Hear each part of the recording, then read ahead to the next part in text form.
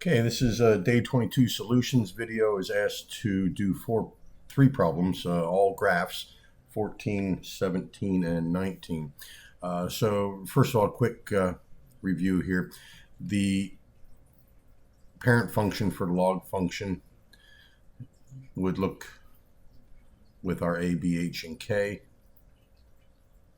like this. And the graph of the parent function where a is 1, b is 1, h and k are both zeros. It has a point over here at 1, 0. And an asymptote at the line y is equal to 0. So that's the asymptote at y equals 0. Kind of a bad picture there. So basically all we're going to do is find a, b, h, and k, just like we've done since day one. A is out in front. There's nothing there, so it's a 1. B is in front of x. It is 1. What's this 10? That is the base of the log, and it doesn't need to be written if it's base 10. Generic log with no number written would imply a 10. Okay, h is going to be the opposite, so -3. And k then is 0 because I don't see anything there. All right, just as we did with the exponential function, I'm going to move the two characteristics, the asymptote and the point. First of all, the asymptote's real easy. The only thing that's going to affect a vertical asymptote is a shift left or right. That's the h. So 1, 2, 3, x equals -3. It will always be whatever h is. We're going to take that point that is over 1, 0, and we're going to run it through our 4 transformations. Well, a and b do absolutely nothing because we're multiplying. For a, we're going to multiply y by 1, and b, we're going to multiply by x. And so those two don't do any changes. H affects left and right, so we're going to add or subtract, in this case, to the h. So that's going to be 1 minus 3 or -2, 0, and adding 0 to the y value, of course, does nothing. So -2, 0 is where that point moves to. So it's going to be -2, 0. And of course, the graph does not reflect, so it's going to look exactly the same. My domain will always be from the asymptote up to infinity, or if it was a reflection over the y-axis, it would come from -infinity up to the asymptote. So we'll do this one in set notation. It's a set of x's such that x is simply greater than -3. And the range, well, the range is always going to be everything.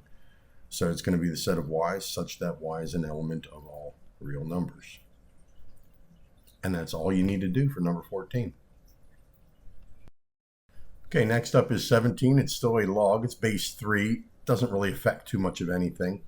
We're going to go ahead and list a, b, h, and k again. A is out in front. There's a 1 here. Does nothing. B is again a 1. It's in front of x. That does nothing. H is now going to be a positive 1. That moves right 1 unit. And k is -2. That's going to go down 2 units. Graphing my asymptote, my vertical asymptote used to be at y is equal to 0.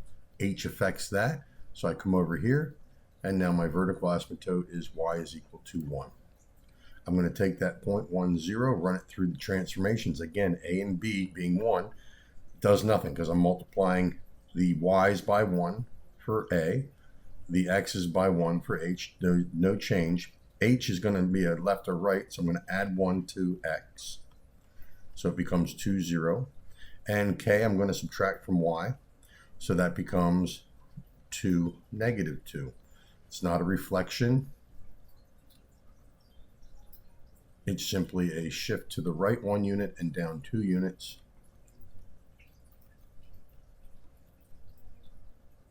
So there's what my logarithmic function looks like. We'll do this in interval notation now for the domain. From the asymptote 1 up to infinity. And for the range, it will always be from -infinity to +infinity. Okay, the last one I was asked to do was 19. And here we have a natural log. Doesn't change anything. All that tells us is that The natural log is log base e. We don't write it like that. We simply write the natural log, ln. Just like the others, we're going to list the a, b, h, and k. Well, finally, we've got an a here that's interesting. It's -2. That's going to reflect over the x-axis.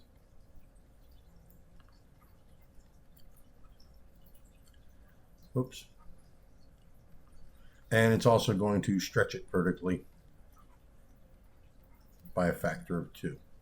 B is 1, does nothing. H is going to be a -2. That's going to go left 2 units.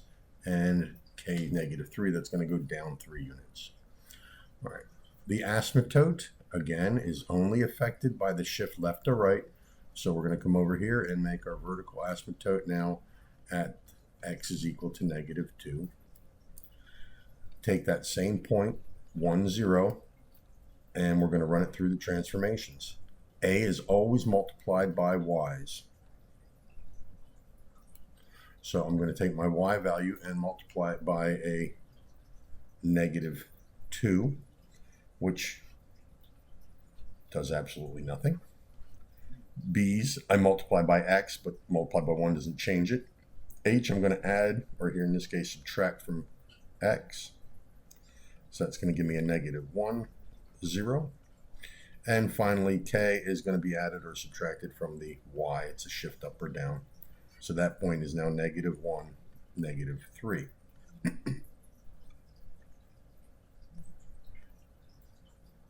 Now you have to remember the natural log function. Oops, that's the exponential function. The natural log or log function looks like this. Moving their points don't show us this reflection. We have to know that we are reflecting over the x-axis. So it's going to be a reflection like this. So my graph is going to come down and go like this. That is the reflection over the x-axis. All right, domain. Domain is the set of x's such that an x is just greater than -2. And you can write as x such that x is an element of all real numbers, or from -infinity to +infinity. Okay, hope that helps. Keep the questions coming in. I'll be happy to do as many of these as you like.